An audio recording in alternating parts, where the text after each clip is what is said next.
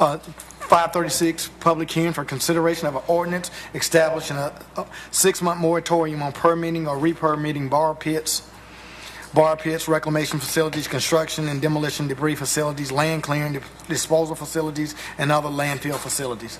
This is the first of 2 required public hearings. The second one will be on August the 21st. Mike Lowery, 364 Maribel Drive. I have 2 things.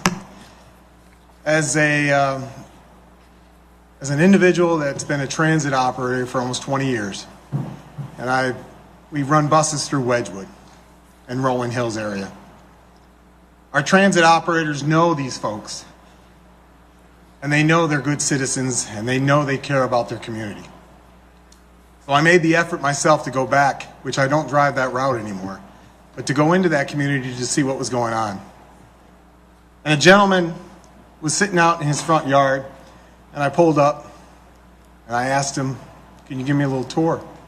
As soon as I got out of that truck, it was 90+ degrees that day. That smell, it hit me. And all I could think of while he walked me in his backyard, and boom, there's that pit right there. And he told me it wasn't there when he built his home. All I could think about, I brought my daughter, my 12-year-old daughter, because I've been trying to educate her on what these folks are facing, because that's what community is about.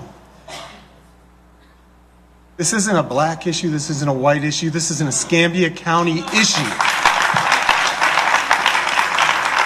We have got to help a community that's screaming out. We've got to stand together. So I've been preaching in my own neighborhood, walking around telling the folks about Wedgewood and Rolling Hills and what they're facing. And I asked them, I can't even imagine trying to hold a barbecue in my own backyard with that.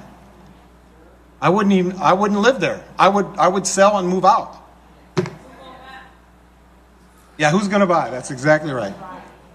So today I noticed, I go to many of the commission meetings, and seems to be a few more deputies in the room than normal. That disturbs me. That makes me angry. That makes me angry.